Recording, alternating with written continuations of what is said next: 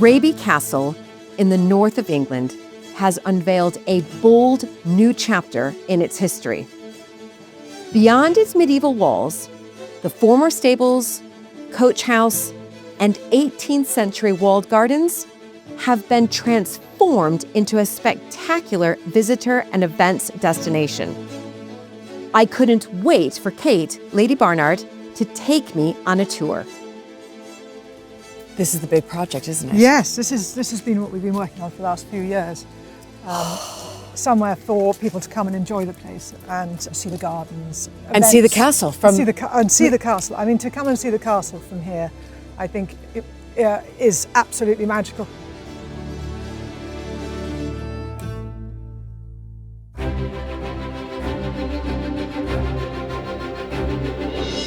When I married into the British aristocracy, it was the start of a wonderfully exciting journey. But for an American girl from a small town outside Chicago, that was also a little daunting.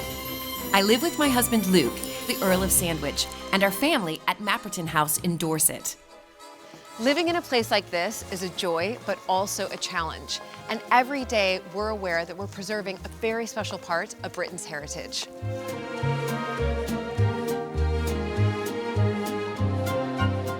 Mapperton has opened up an extraordinary new world for me, and I can't wait to share it with you all.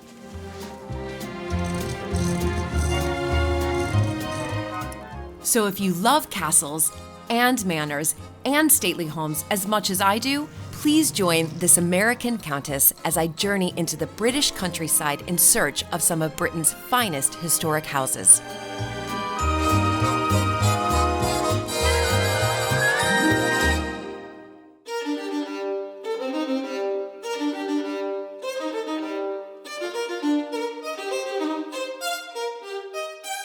Built in the 14th century, Raby Castle has been home to the Vane family for the past 400 years. Its current custodians, Harry and Kate, Lord and Lady Barnard, have recently completed an impressive redevelopment project in the gardens that has been years in the making. So before this big project, which you call the Rising, Yes. so the big project, you've come in here, you've been running it for 8 years, and then what, as soon as you took things over, you were like, we need to do something. It wasn't straight away, it was we need to sort of work out what on earth this place is about.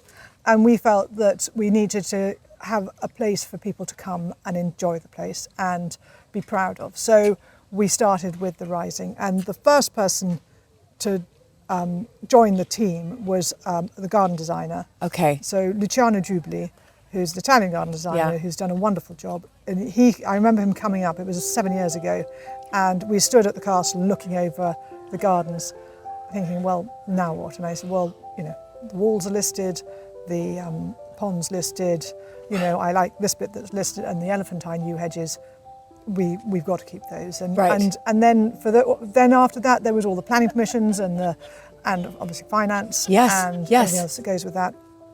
Then we took on 6 years ago another landscape architect, Alistair Baldwin, who has done everything outside the walled garden. Because the Okay. entire site is 27 acres. Okay. If you take in the car park and you take in the Plotters Forest, which is the adventure playground, Yes. as well as all of this, you have a lot of heritage buildings. So Yes. really 27 acres, we have turned over every last inch in order to get it to what it is. So you today. knew that that's kind of what you had to work with, was 27 acres to create something that the public can come in, Yeah. really enjoy the Yeah. outdoors, the Yes. indoors, but also, let's just talk about this view quickly, because you mentioned that this was just, it was flat.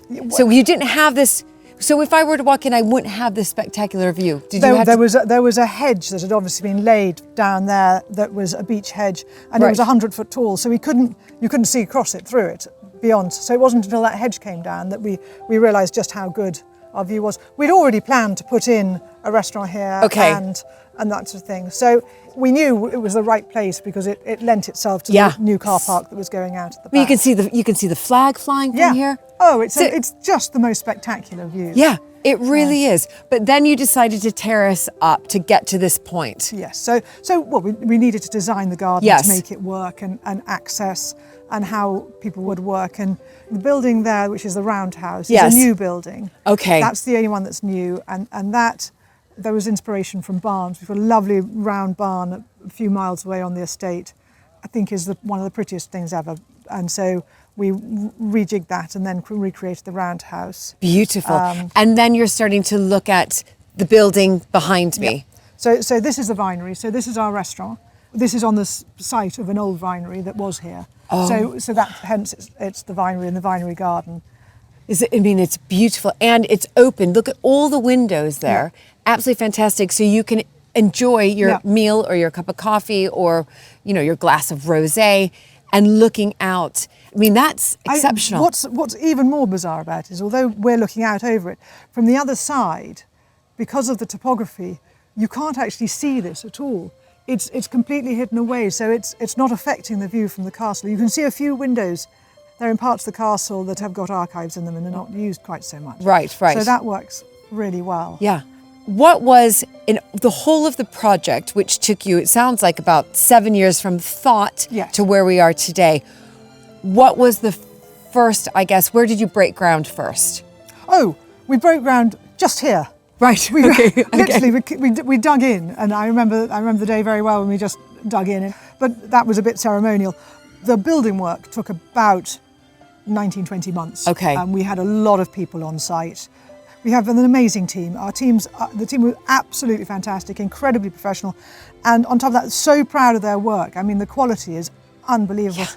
And we were able to bring in different departments of the estate. So, for instance, there's a table in front of us here that's a wonderful 6 inches deep piece of oak. That was windfall from a hurricane in the park. Wow. And the forestry department were able to bring that in and make that up. So, and upcycle it. It's fantastic. Yes, and you'll find that nearly everything, about 80% of the stuff that we've used, the materials we've used here, are upcycled and found around the estate or reclaimed from somewhere else. Wonderful. Beautiful table and wonderful that you're upcycling. Yeah. Well, I mean, energy was a massive part of the project. So, you know, whether you're using old materials or whether we've got a way of heating the place. So 60% of our energy on site comes from our geothermal site, which is just on the edge of the park, where we have had to dig down 2 wells of 130 metres in order to extract the heat out of the water below. Wow. Yeah, and then you put back the cold water, and I think the ducks in the pond get slightly cold bottoms, but apart from that, it all seems fine. That is brilliant. Yeah. That is very clever. Yeah.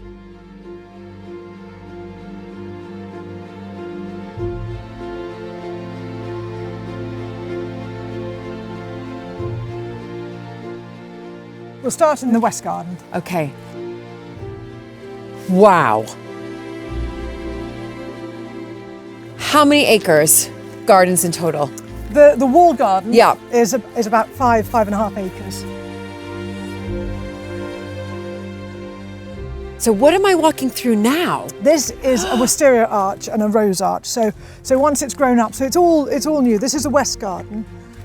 With these amazing grasses and wonderful topiary, and I think it's absolutely magical. So I'm just going to stand here and look out because super clever. Isn't it it's brilliant? So clever. It's like a veil. It's like a veil that's just sort of wafting away, and it's just such a lovely place to sit and enjoy. Yeah, when you watch them, it's quite meditative. Yeah. So you can just sit here and watch the movement. Yeah. In the wind. Yeah, no, look, it's like a chorus. Yeah, it is. It's wonderful watching the whole ripple effect. So that's being. So that is very. So we've got magnolia, wisteria, roses here, and then once this starts to grow, wow! I can't even imagine the scent. No, it'll be absolutely beautiful. It's. I'm so excited about it. I mean, it's not just Luciana who designed it, but the team has done a fantastic job as well. Okay, so this is like stage 1, really, because it's 5 acres, over 5 acres. Yes. So this is only one room. Yeah, one room, exactly. Yeah.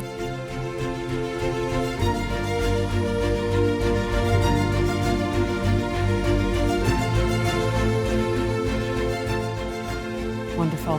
What room am I in now? You're now in the formal gardens. When discussing what to do here, The only thing that Luciano wasn't allowed to touch, which we were all in agreement with, the elephantine yew hedges, which Yes. are just spectacular, Oh. and the pond. So they've stayed, and then everything else has been revamped, reloved, rethought about, redesigned. And the water, there's a real water element here. Yeah, and it's very gentle. A lot of time was spent discussing the speed of the water. So obviously you could have it going straight down and then it would move much faster. But we've stepped it so that it's a gentle flow Yeah. down. So the idea is to feel truly relaxed as you're Yes. sitting here. So it comes from the reservoir there, top reservoir, into a trough here, which was just a field trough. And Right, then, so again, upcycled. oh, absolutely. Up, Yep. And then down into the pond. And then it carries on down to the gate. Gosh, it is again such a lovely space. And the sound of the water, Yeah, it's It's- just gentle. it's absolutely outstanding. And it's lovely to see all the bees going Yeah. all around me, which is fantastic. I mean, I love this because it is a bit sort of wild. Yeah, Yeah. You know, a lot of the planting comes into the path. Considering this is a new garden, it's looking quite mature in the respect Yeah. that it creeps. It Yes. creeps into the path. Fantastic.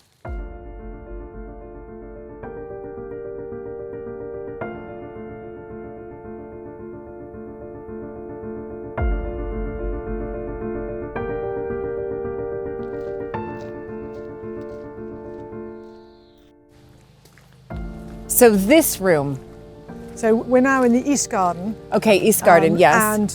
And Luciano's designed this with two woodland walks. So one coming down this way and one coming down the other side of the room, if you like. Right, okay. And it's quite brave to put a woodland walk in a walled garden because a walled garden's always seen to be quite formal. And this is, you know, very sort of Well, it's a bit overgrown. wild. It's I wild, love it, yeah. And these amalanthia and the blossom at the right time of year in here again is absolutely extraordinary. It's completely alive. Incredible. And how you were very involved, because I can just hear you can name everything. So you were very involved in this. Did you have sort of a horticultural background? No. Okay. No, I'm not a plantsman at all. In fact, I'm afraid naming things is definitely something I find quite tricky. But I love design. I'm passionate about design Right. and making things work. So I spend a lot of time sort of working with that and just finding routes through. And I love colour and space and this has worked so well. I mean, such a lovely place to sit and while away some hours.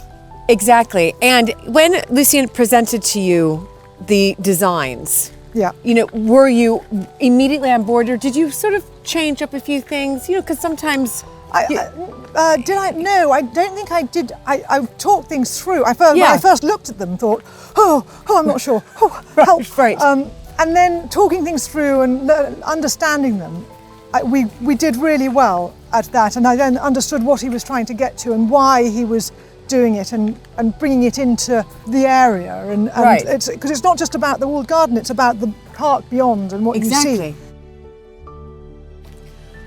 What room are we now? Well, we're still in the East Garden, Right. but we are now in the amphitheatre.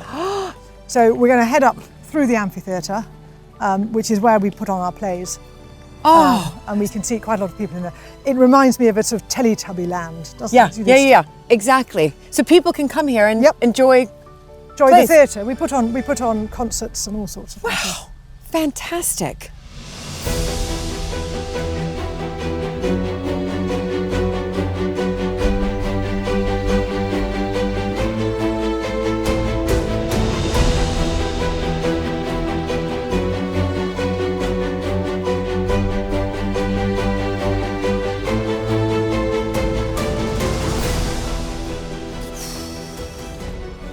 Beautiful building. Isn't it fantastic? Yes. This is the coach houses.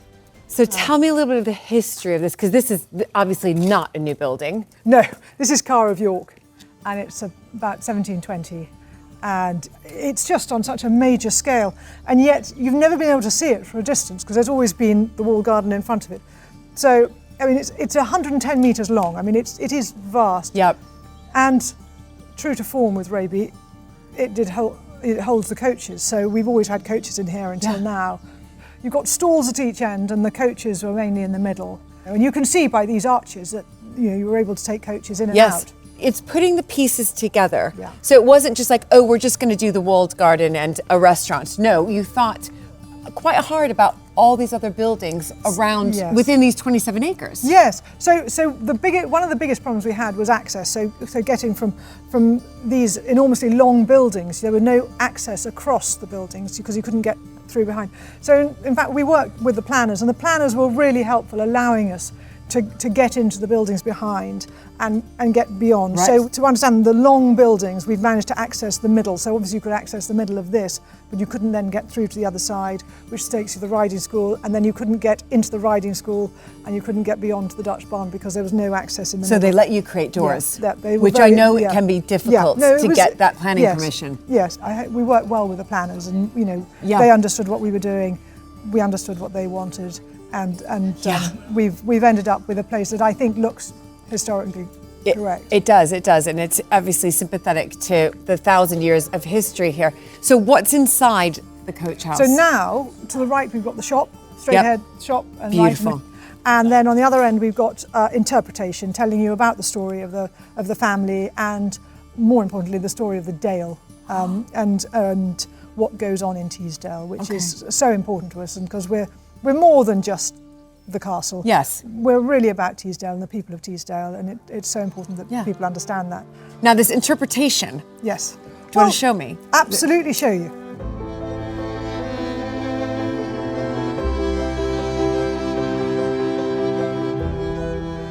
Come on in. This is what we've used for interpretation.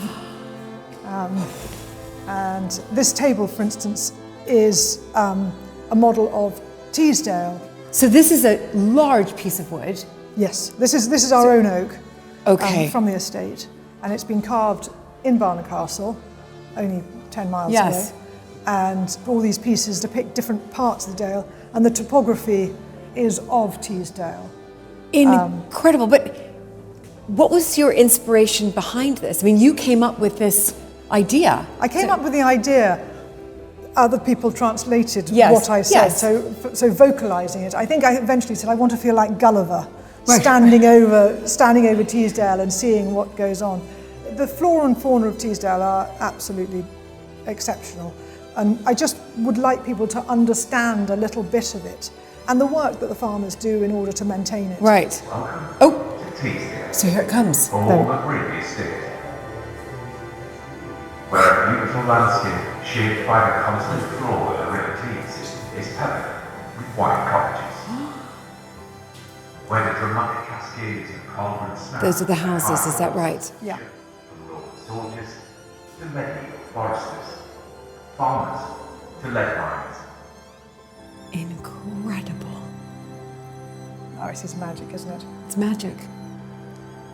And Absolute actually, magic. the wood, the grains in the wood make a big difference to it. That is what's so clever.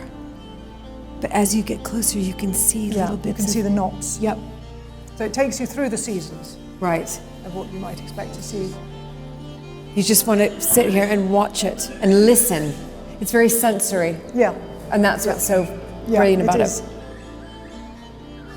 It's not what I was expecting when you said an interpretation. This is, Yeah. it's brilliant. It's absolutely brilliant and beautiful.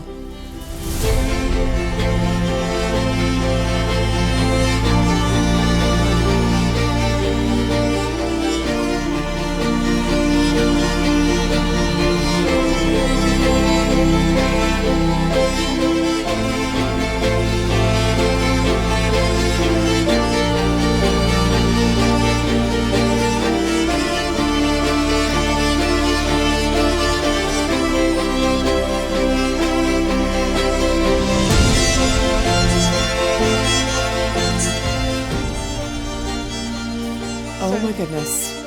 Okay, I thought I had seen it all, but I clearly haven't. This is enormous. It's our new Baron's Hall. What was this and what will this become? This was the riding school, and it's still known as the riding school, but we're letting it out as event spaces now, or we will be very soon.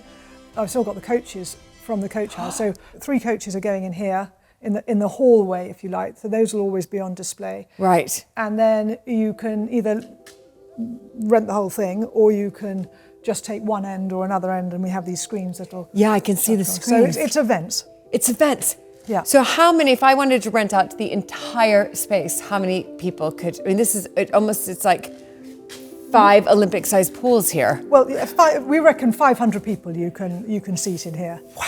Which is a good number. Kate, this is amazing. Yeah. Absolutely No, it's absolutely amazing. Fantastic. Well, let me take you through to the next event space. Oh my goodness.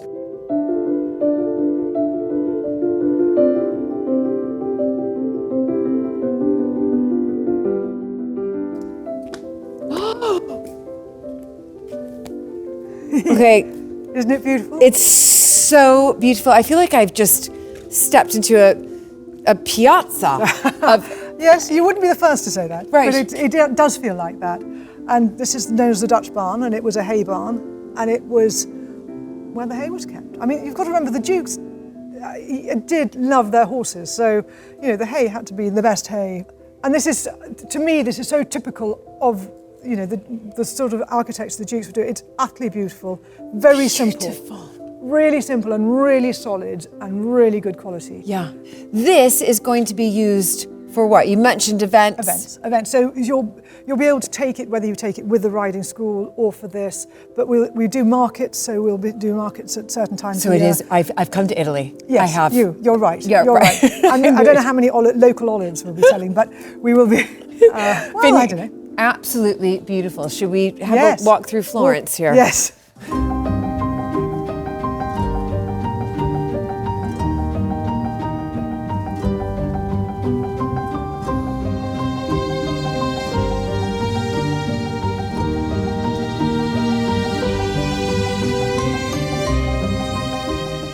Back in the historic quarters of the castle, I had the opportunity to ask Kate and Harry what it's really like to take on a place as vast as Raby. I want to, I guess, start with you, Kate, first and foremost. We are similar in that we've sort of married into this world, not having been a part of it really in the past. Yeah. And what was it like for you first, knowing that one day, you were going to have to manage this lovely beast, and then 8 years ago when you did take it on? Well, I think when we first got married, and I thought, well, that'll be one day. I was quite young and probably quite naive and thinking, oh, that can't be too difficult. It'll be absolutely fine. I mean, of course it'll be fine. Why not? And then I think the reality of, 8 years ago when we inherited, I think then the reality of, oh, this is much bigger than I thought it was. I had no idea. Honestly, I had absolutely no idea of the scale of what we were taking on. And I also presumed that it wouldn't, how difficult can it be? And there's no difficulty. It's just trying to understand the past in order to educate yourself for the future, so that you're not dragging it through eras. When we first inherited, I presumed that the estate was probably, Harry's father was running it probably in a way that he was maybe 1980s or something like that, because he was an old man.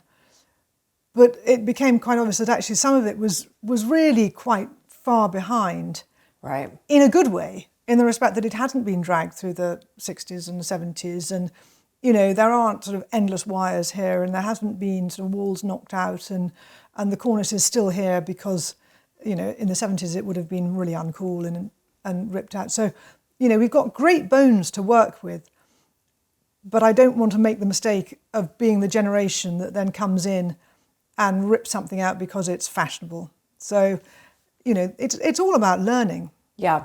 And within the castle, we've done very little as a result so far, because I'm still trying to get to grips with what we will do, and I've got a pretty good idea of what we will do, but it's just gently. Yeah, gently, and it's only been 8 years, and I think it's also worth noting that Raby it's vast. I mean, it goes on and on. So in my mind, this is a big task. I guess the both of you together, when you inherited it 8 years ago, Did you have a plan? I mean, were you thinking of that prior to having taken on this castle? I had absolutely no plan whatsoever.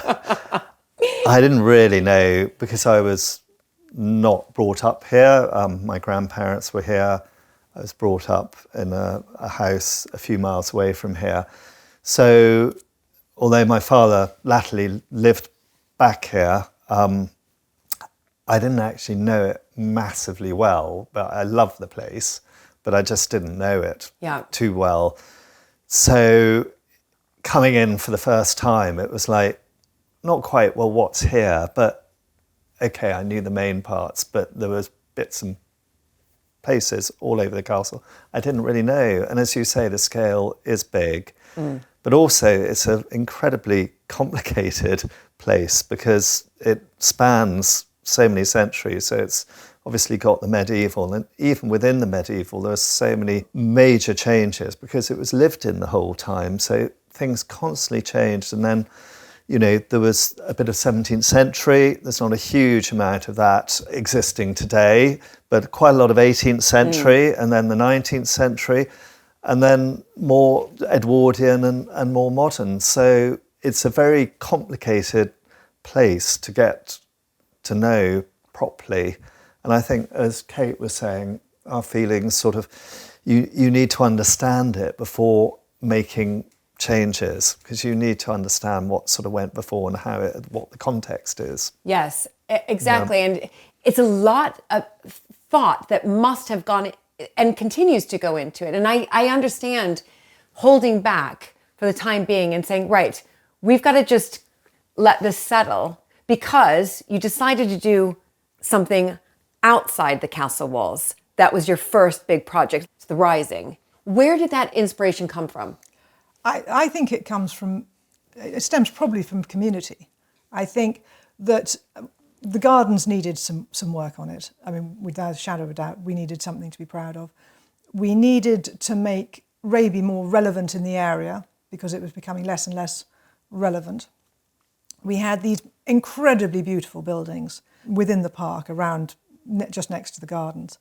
And so we felt that by sorting all of that out, we'd have somewhere for people to come, and we'd be a better employer. We'd be able to employ more people. We'd have another reason for people to come, and it's worked. I mean, the extraordinary part is, one, the gardens look fantastic, and people are coming to use them, to sit in them, to eat in the vinery, and at the same time, we've restored all these buildings that were falling apart. They were, the Dutch barn had no use except to house rubbish, and the riding school was not falling apart, but it needed some attention.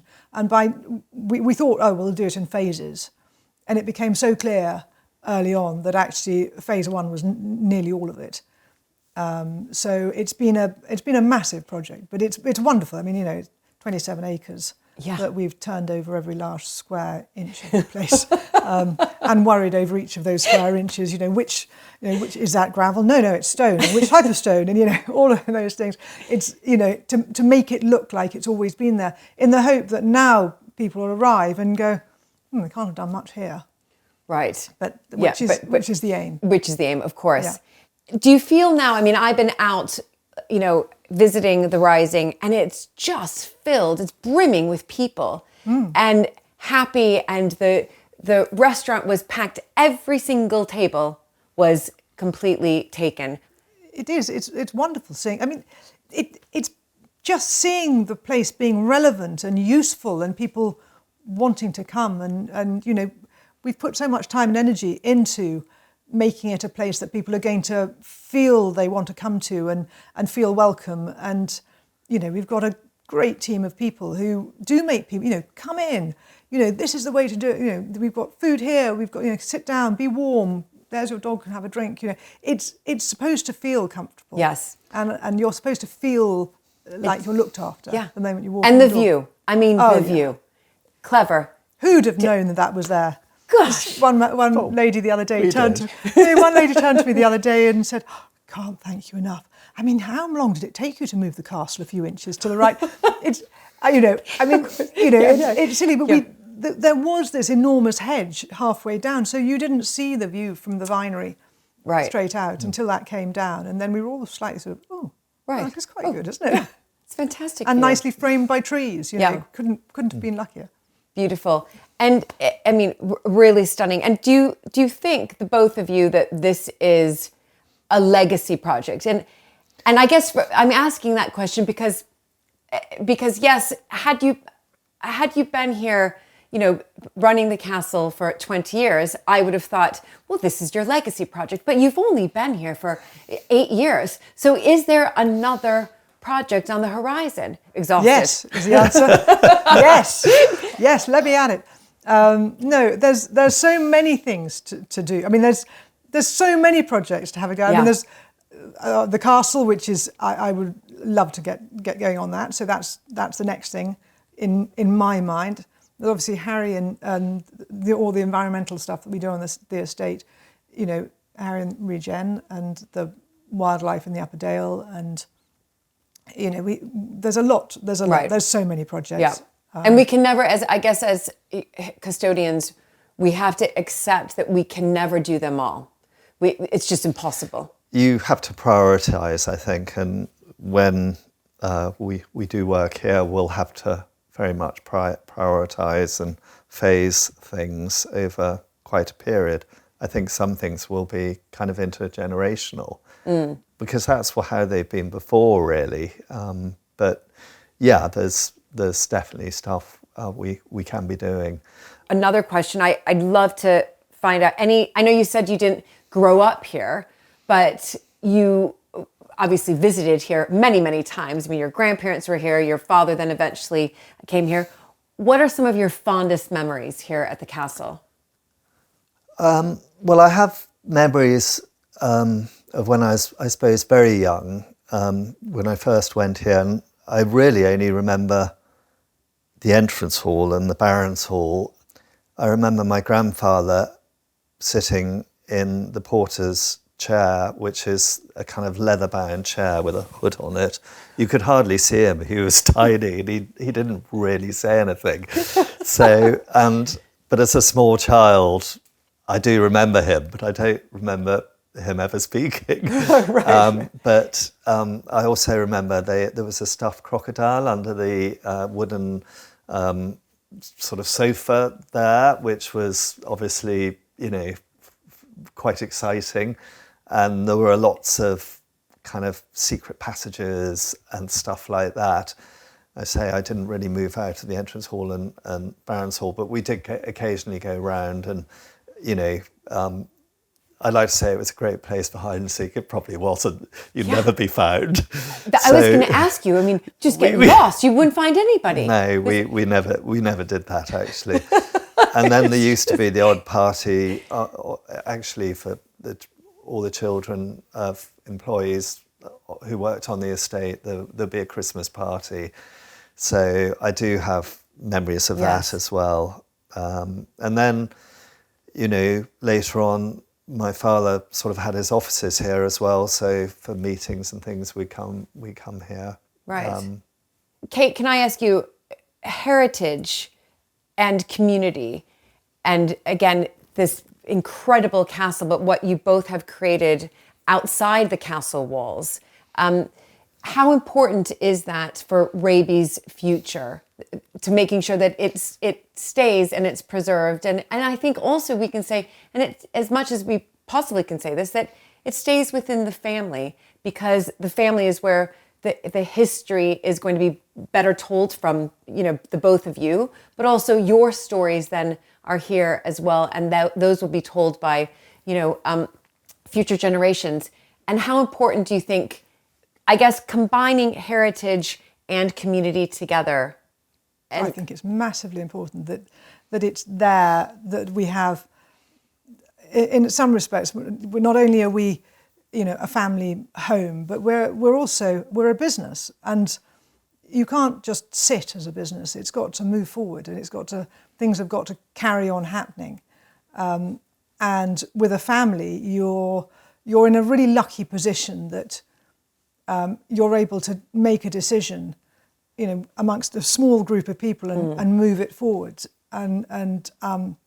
So we're able to look at the Rising, for instance, and go, right, this is what we're going to do. We don't have to make everything a decision by committee. It's made by the taste of the family at the time, whether that be right or wrong, but you just hope you've got it right. Right. And that great line that, if you're at committee, somebody says blue and somebody says red, and then you paint it purple that nobody likes. With what we've done here, we're able to do it in a way that I think a family would naturally do it. So it's finding bits and pieces that are around that have always belonged to the family, like Right.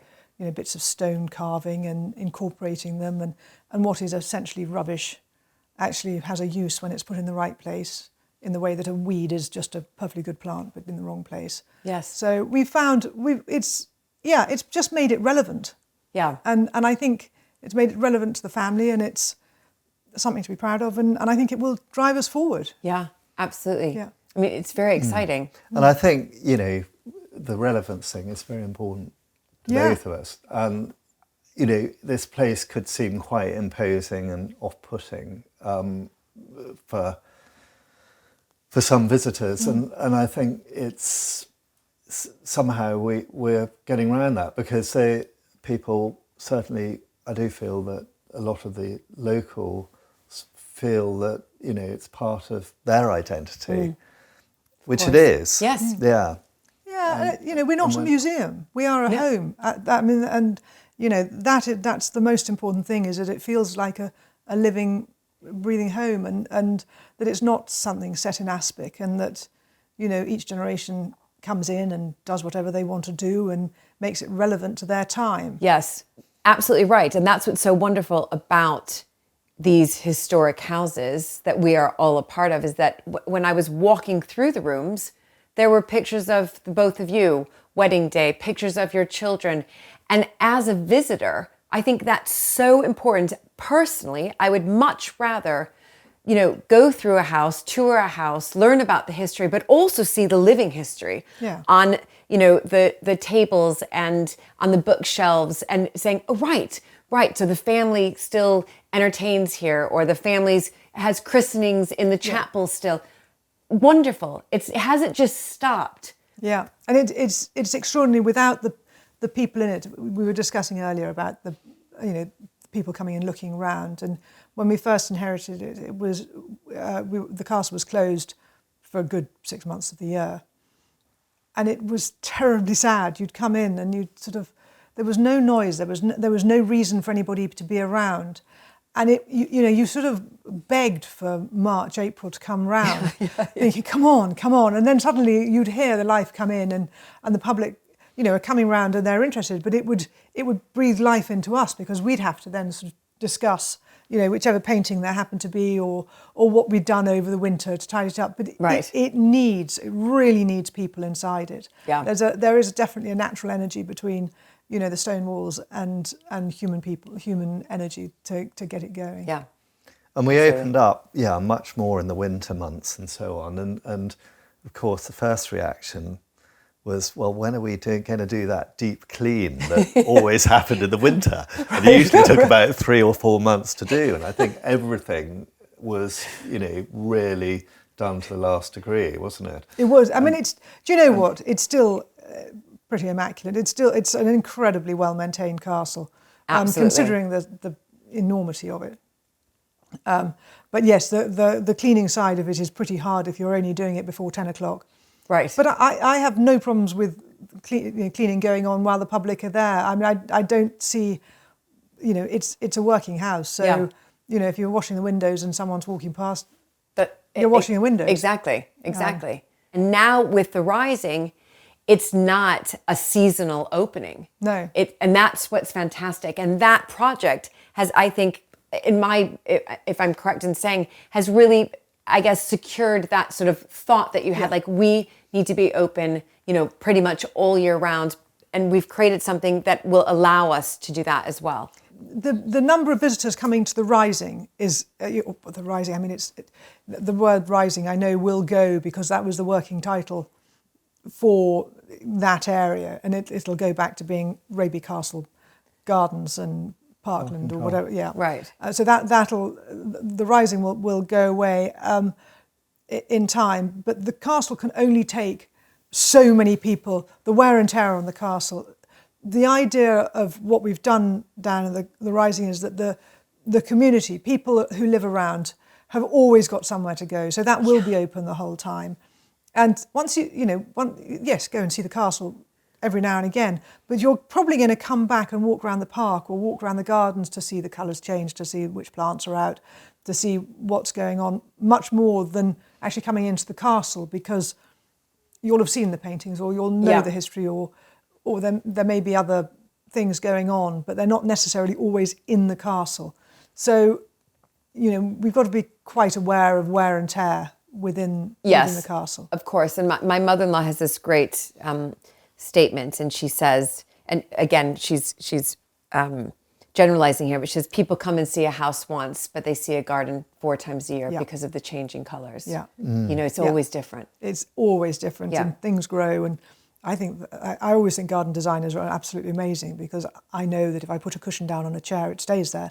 But in a garden, the next thing you know is that it's changed colour, it's died, there's a hole there, or and you just think, how can I get producing fruit? Yeah, yes. That wasn't what I was prepared for. Blossom, not fruit. Exactly. It's difficult. I think it's a really, really difficult thing to deal with. Well, listen, thank you both so much. I just have one last question. I mean, you are such a dynamic duo. Looking onto the future, as far as, I guess, when that day comes that the both of you will say, right, we've done it. We've done what we need to do outside. We've done whatever that big project is in the castle. Do you feel right now that both of you are, I guess, in that place, like you'll be content? I do think probably, and Kate was very much involved with the absolute day-to-day decisions, and actually the overall kind of planning of the rising of what was going on in the gardens and all the visitor elements there. And I think me less so, but nonetheless, speaking for myself, it was a kind of bit of a sigh of relief, shall we say, or when finally it opened. I would say finally. I agree that under 2 years of building work, I think is pretty good for the scale of the project. Fantastic achievement. Yeah, but I think we can. But that would just meant we start looking at other things. Yeah. Some of the things related to the castle will be almost intergenerational. And not just in the castle, in the overall estate as well. Yeah, but you'll know it. Yeah. You'll know it. It's a way of life, isn't it? You've taken something on, and I don't know that you do park it ever. Yeah. I think it's something that... That's what I was going to add. Yeah, I think it's something that... I've got project number 564, on my list of things to do, which feels some absolute horror. But there's so much to do, and I'd love to do them all. But I do look at certainly the castle with the way I'm looking at the next project here of trying to make this castle cohesive.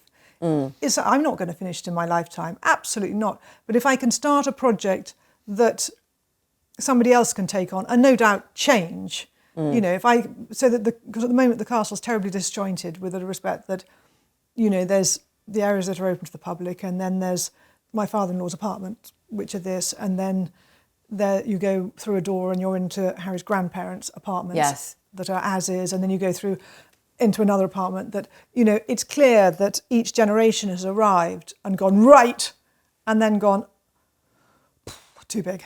I'm just going to live in this bit, or let's close the door on the last bit and we'll stay here. Right. And it's sort of come to the end of that, and it needs addressing.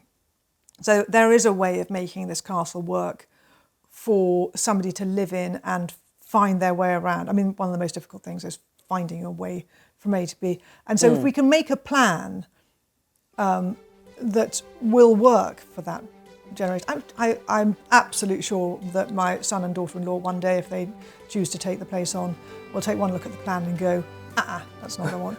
But at least there's a plan to look at. So if we get a few bits of it done, it means you can carry on. So rewiring X many places, brilliant. Yeah.